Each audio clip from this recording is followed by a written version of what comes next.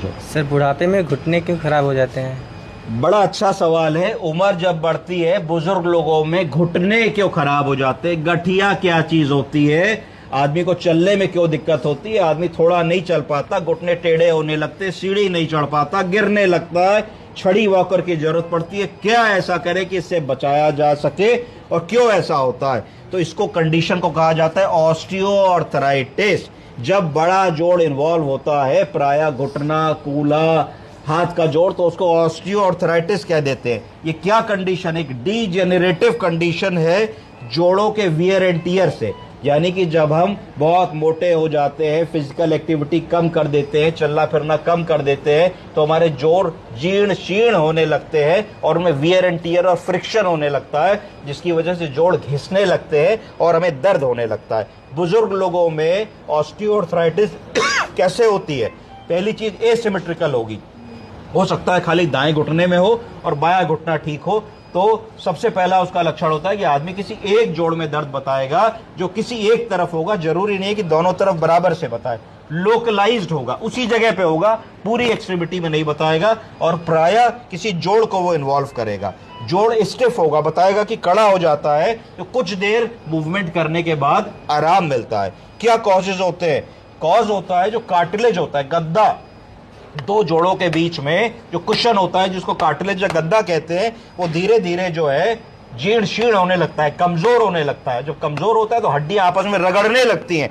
जब हड्डियां आपस में रगड़ती हैं तो फ्रिक्शन होता है। जब फ्रिक्शन होता है तो तकलीफ होती है, दर्द होता है और नर्व रूट्स एक्सपोज होती है। जैसे कि अगर कोई पुराना गेट है, उसमें ग्रीस ना लगाओ तो चर्र चर्र आवाज करेगा, वही होने लगता है। सिम्टम्स क्या होते हैं? मॉर्निंग स्टिफनेस होती है। मरीज बताएगा भैया जब सुबह उठते हैं तो पैर सीधा ही नहीं होता, हाथ सीधा ही नहीं होता, बहुत तकलीफ होती है। पर यह भी बताएगा कि आधे पौन घंटे में यह दर्द गायब हो जाता है। जहां ये बताए तो समझ लो कि यह बात ऑस्टियोआर्थराइटिस की हो रही है। और जो पेन है ये बड़े जोड़ों में होगा। कौन कौन से बड़े जोड़? कूल्हा बताएगा, हिप्स बताएगा, नी बताएगा, स्पाइन बताएगा, हैंड्स बताएगा, और ज्वाइंट्स में स्पर्स और डिफॉर्मिटी डेवलप हो जाती है। उसको ऑस्टियोफिटिक लिपिंग भी कहते हैं। जब आदमी का घुटना कमजोर होता है, जोड़ कमजोर होता है, तो दिमाग कहता है रिपेयर करो। तो रिपेयरिंग के लिए कुछ कैल्शियम के डिपॉजिट्स होने लगते हैं जोड़ों पे, जिसको ऑस्टियोफाइट्स कहते हैं। तो ऑस्टियोफिटिक लिपिंग भी हमको एक्सरे में दिखेगी। पैटर्न क्या होता है? पैटर्न होता है कि इंडिविजुअल्स को इफेक्ट करता है, मल्टीपल ज्वाइंट्स को इफेक्ट करता है। अगर गठिया होगी तो कूल्हे की भी हो सकती है, हिप ज्वाइंट की भी हो सकती है, हाथ की भी हो सकती है, बट सिमेट्रिकल नहीं होगी। दाएं और बाएं घुटने में एक साथ एक जैसी नहीं होगी। जरूरी नहीं है कि एक तरफ हो और दूसरी तरफ भी हो, ऐसा नहीं होगा, एक ही तरफ होगी। प्रोग्रेशन क्या होता है? ग्रेजुअल प्रोग्रेशन होता है। आदमी बताएगा धीरे धीरे साहब 2 4 5 6 साल से गठिया की बीमारी धीरे धीरे हमको बढ़ रही है। सिस्टमिक इफेक्ट्स क्या होते हैं? ऑस्टियोआर्थराइटिस में एक अच्छी बात यह होती है कि ये खाली जोड़ों को इफेक्ट करता है और सिस्टम्स को या ऑर्गन्स को, हार्ट को, लंग को, लिवर को, किडनी को इफेक्ट नहीं करता है। जबकि रूमेटॉइड आर्थराइटिस ऑर्गन्स को भी इफेक्ट करती है, हार्ट को भी इफेक्ट करती है। डायग्नोसिस बड़ी आसान है। सिर्फ एक एक्सरे से हम डायग्नोसिस कर सकते हैं कि मरीज को गठिया की बीमारी, ऑस्टियोआर्थराइटिस है कि नहीं है, जिसमें हमें जॉइंट स्पेस दिखती है, बोन की क्वालिटी दिखती है, और बोन में स्पर है कि नहीं वो भी हमको दिख जाता है। ऑस्टियोआर्थराइटिस फिर से समझो क्या है?